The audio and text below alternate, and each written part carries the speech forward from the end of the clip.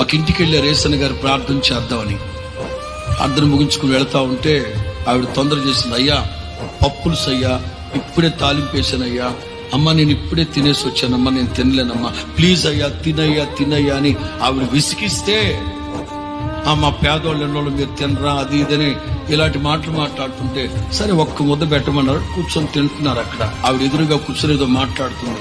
ఈలోగా మారు మనసు లేని భర్త వచ్చాడు. అరే చూడ్డానికి దున్నపోతులాగా ఉన్నావు, 10 ఇంట్లో అడక్క తిని తినకపోతే ఏదైనా పని చేసుకుని బతకచ్చుగా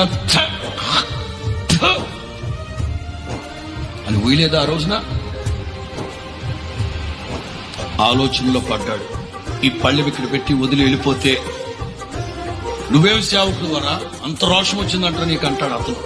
వదిలిపెట్టి వెళ్ళిపోతే ఈవేమంటది, మా ఆయన సరే దుర్మార్గుడు తాగుబోతాడు అన్నాడు అనుకో, నీ ఓపిక లేదా అని ఈమంటదేమో.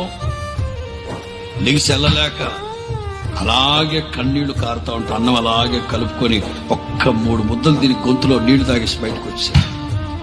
వెళ్ళిపోయిన తర్వాత మూర్ఖుడు అంటాడట, చిన్నోడైనా చాలా ఓపిక అనుకుంటా మీ పాస్టర్కి.